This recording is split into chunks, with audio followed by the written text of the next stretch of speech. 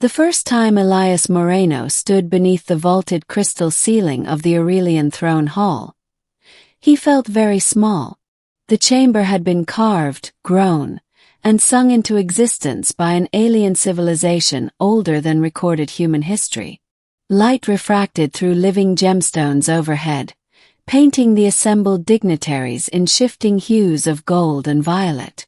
Elias adjusted the collar of his standard-issue Terran diplomatic uniform and reminded himself to breathe. He was not supposed to be here. Elias was a cultural liaison, useful certainly but expendable. His role was to observe, translate human customs into something the Aurelians might tolerate, and quietly take notes while real power brokers negotiated trade corridors and military non-aggression pacts. The Aurelians were majestic, terrifying beings, tall, luminous, with eyes like miniature stars and voices that resonated directly in the chest. They ruled a multi-system empire with elegance and absolute authority. At the center of it all sat Queen Zyra Valketh. She was radiant even by Aurelian standards. Her crown was not worn but grown from her own bioluminescent crest, flaring softly as she regarded the room. The court had gathered for a formal audience, a ritualized exchange of pleasantries before the next cycle of interstellar politics resumed. Elias expected boredom. What he did not expect was for the Queen's gaze to settle on him, and not move. A ripple of energy passed through the hall. The translators embedded in Elias's skull hummed nervously. "Human Elias Moreno," Queen Zyra said, her voice layered with harmonic overtones. "Step forward." Every instinct in his body screamed at him not to. Still he obeyed.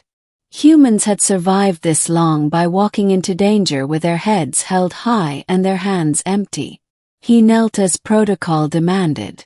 "I have observed you," the Queen continued. "Your people call this curiosity." Murmurs spread among the courtiers. Aurelians valued efficiency, not curiosity. Curiosity led to unpredictability.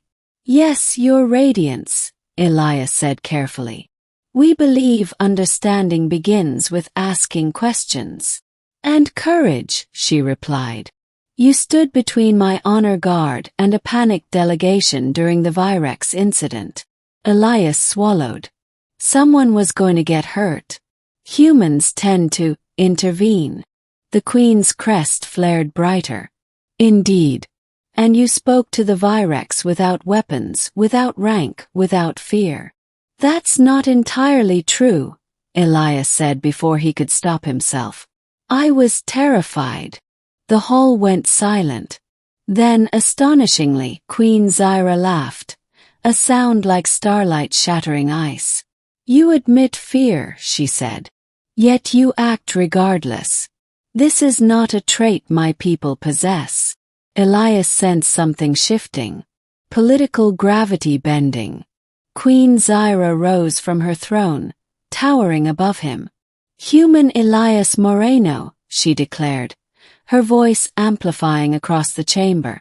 "I invoke the right of sovereign selection." The translators hesitated, then clarified. "A ritual by which the Queen selects a royal consort." The room erupted.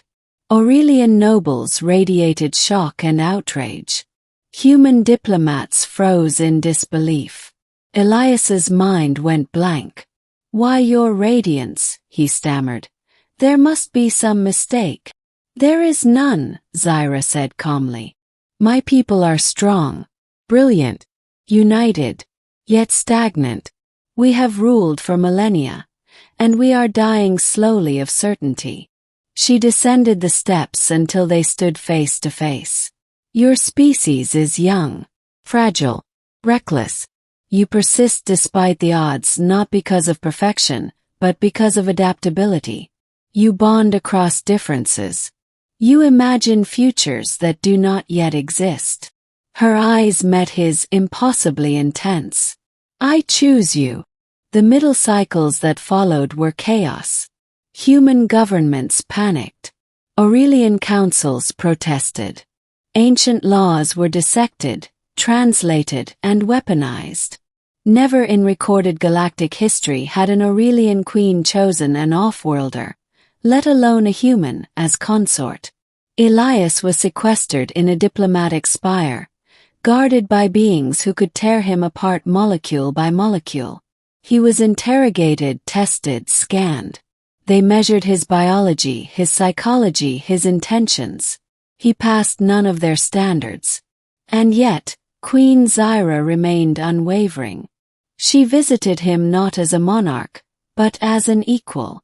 They spoke for hours, about governance, about fear, about loneliness at the top of an empire. Elias didn't flatter her. He argued with her. He questioned her assumptions. To the astonishment of the court, she listened. When assassination attempts came, 3 from within the Aurelian elite, 1 from a rival empire, it was Elias who saved her life. Not with superior strength or technology, but with human ingenuity. He noticed patterns others ignored. He improvised. He shielded her with his own body, knowing full well it might not be enough. It was enough. The final challenge came during the binding conclave, where Elias was required to address the empire directly. He stood before trillions, his image broadcast across stars. "I am not your better," he said plainly. "I am not your ruler. I am human. We are flawed, emotional, inconsistent. But we survive because when the universe tells us we do not belong, we adapt until we do." He took a breath. "Your queen does not choose me because I am special. She chooses me because humanity represents change." Silence followed. Then acceptance. The union was sealed not with conquest or submission, but with mutual vow. The Aurelian Empire shifted course, not abandoning tradition but evolving it. New voices entered governance. Alliances strengthened. Stagnation broke. Years later, as Elias stood beside Queen Zyra, overlooking a garden grown from both earth soil and Aurelian light vines, he finally understood. Humanity's greatest strength had never been its weapons or technology. It was the audacity to stand before the unknown, uninvited, and be chosen anyway. And in that choice, the galaxy changed forever. Years later, historians would argue over treaties, politics, and prophecy, but the truth was simpler. The galaxy changed because an ancient empire chose evolution over certainty, and because a human dared to stand unarmed before a queen of stars. Elias never ruled through force or fear, but through understanding, reminding the empire that survival was not about perfection, but adaptation. And so, for the first time in millennia, the Aurelian Empire did not merely endure. It grew, guided by a queen of light, and the human she chose when no one expected it.